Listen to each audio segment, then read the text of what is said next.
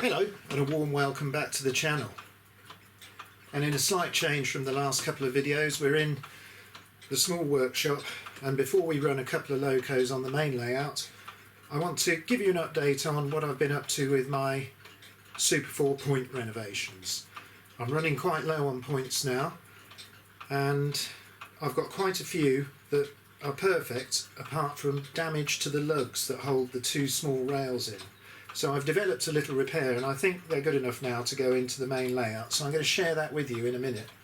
We'll take a closer look at what I'm doing to make these points usable again, and then we will go up to the main layout and run a couple of different locos.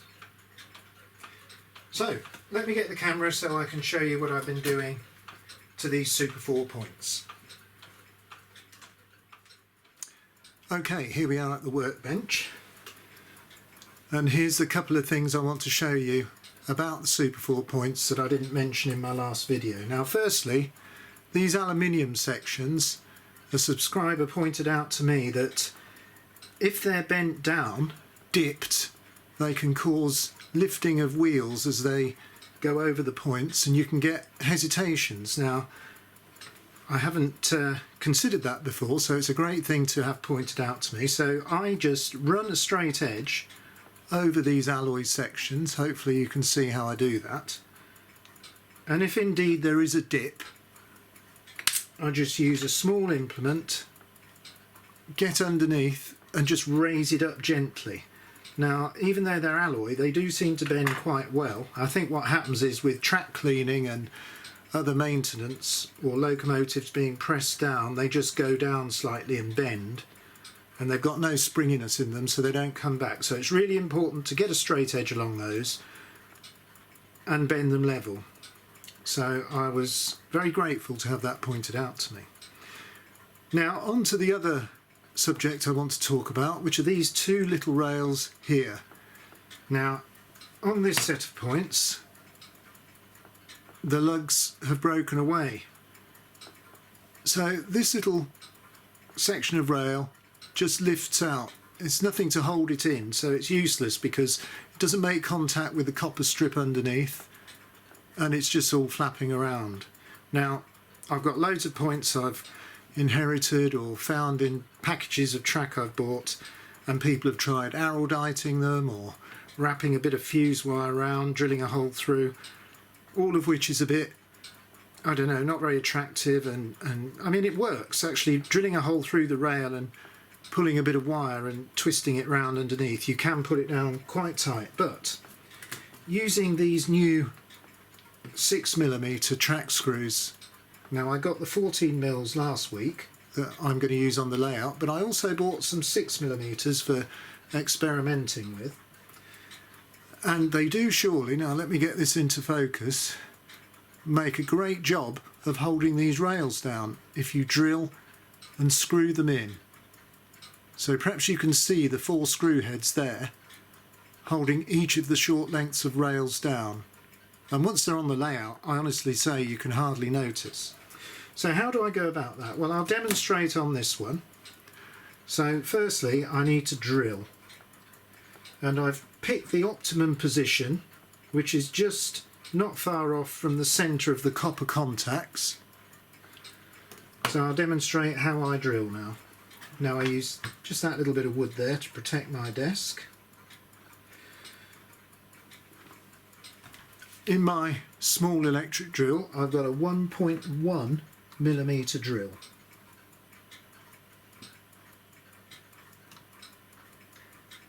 I start in the centre of that sleeper just there, and I'm going to drill this hole resting up against the rail.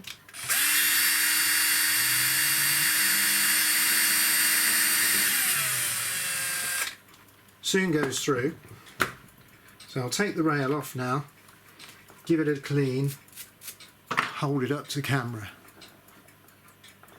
So you can see my first hole just there, and what I want to do now is drill a hole exactly on the opposite side of that. So I'll just insert my rail as a guide, hold it down with my finger, and very carefully put the drill bit in the right place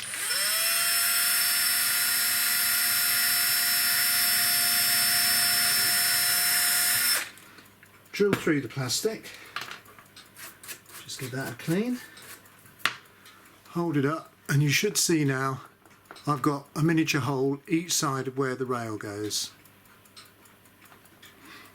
Now I'm just going to switch the camera off. I'm just going to screw in a couple of those screws and then I'll show you how it looks.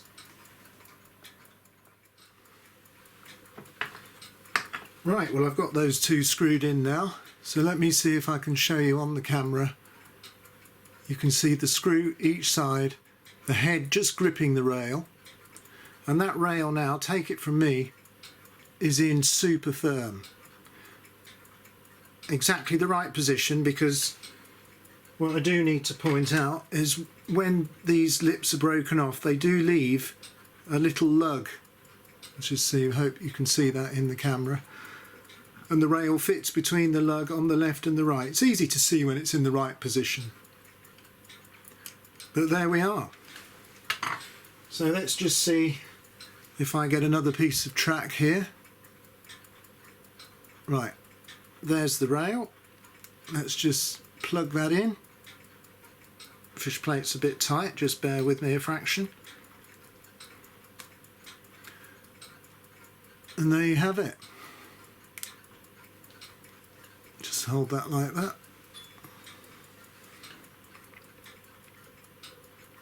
So you've got the two screws holding the short section in really tight, and a perfect repair. Now obviously with 6mm screws you do get a little bit sticking out the bottom. Let's see if I can show you. See that in silhouette. Now don't attempt to grind them off while they're in the points, because if you try and grind them off in the points they get incredibly hot, melt the plastic, and they won't stay in. So the secret is, once you've fitted them and you know they're right, measure how much needs to be cut off, unscrew them, grind them down and pop them back in again. And then when you're finished you'll be left with a really decent repair. Right, well that's the update to the Super 4 points. And let me just show you, I'm going to pull that off. And that's tight, that fish plate, look. Hold on, I'm shaking. Yeah, and there we go. So, I mean, normally if you'd have got something as tight as that you could have broken the plastic lugs as well. But this is a really strong repair.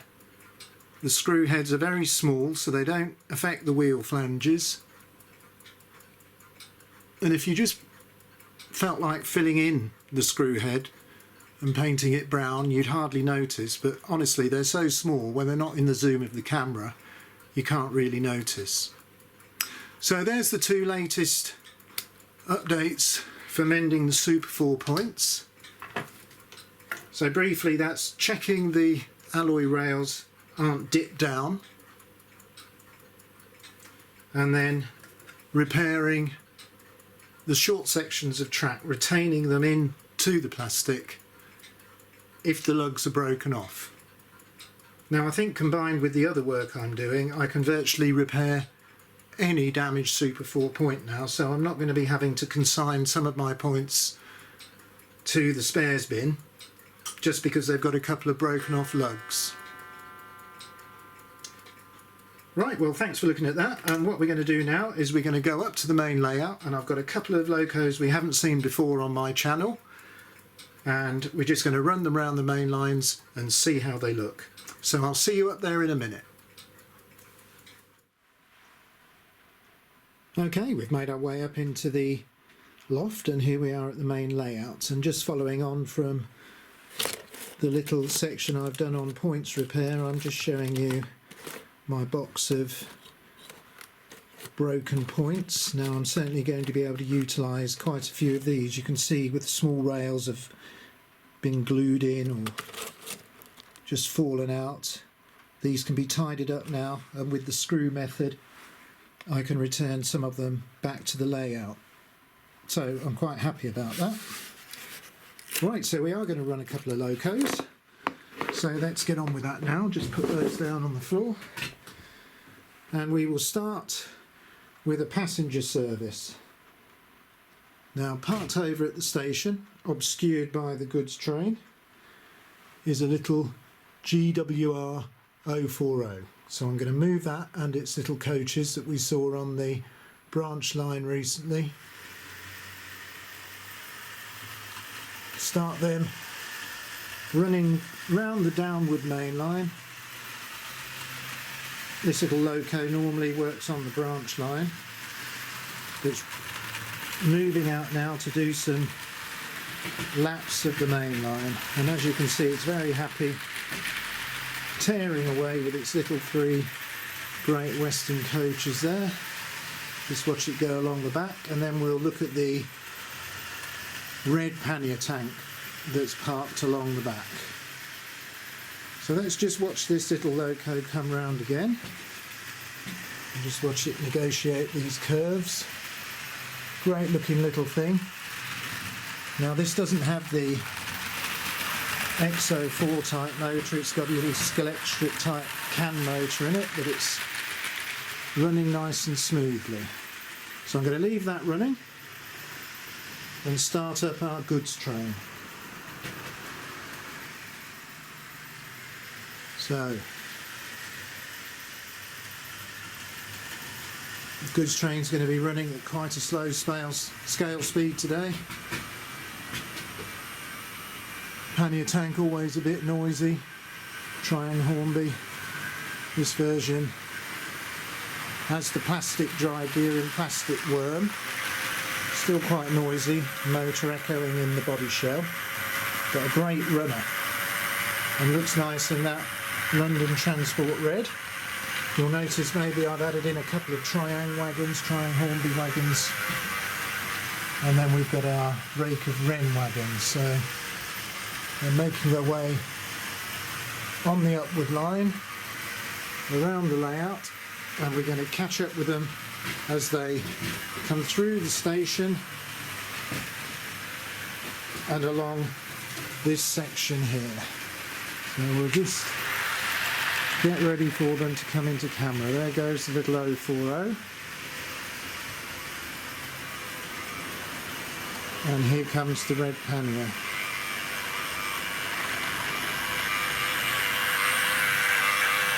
Working hard, pulling this long set of wagons.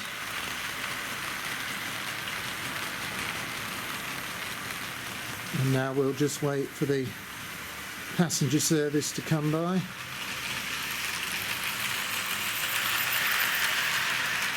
Running smoothly.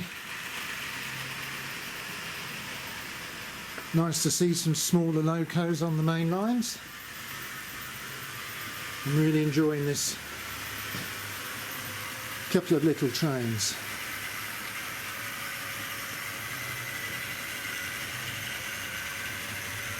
So even with nickel track and nickel wheels, we're pulling quite a long rake of wagons with this little R.060. Does benefit from a small amount of magnesium.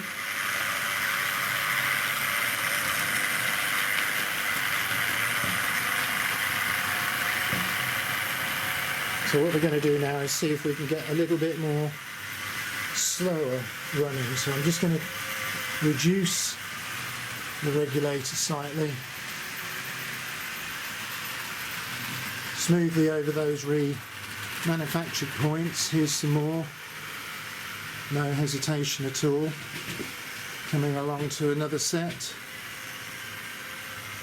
ever so nicely across those. So I'm hoping to be able to rebuild a few more sets of points now. I'm using the screw method to hold down the small rails.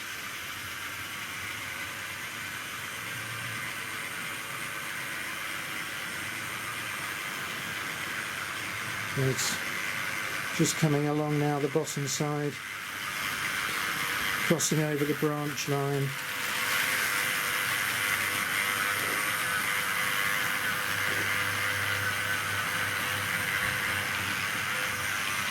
Over the reverse loop junction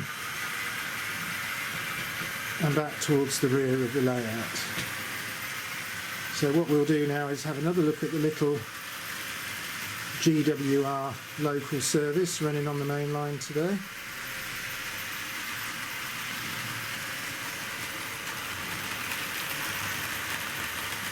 grand little set. Really good fun to run these little locos, see them scurrying around.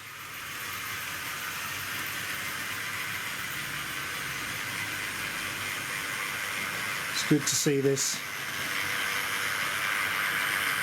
Pannier working hard.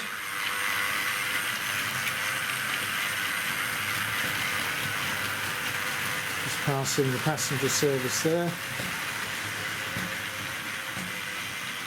Well, I hope you've enjoyed seeing these two different locos on the layout today.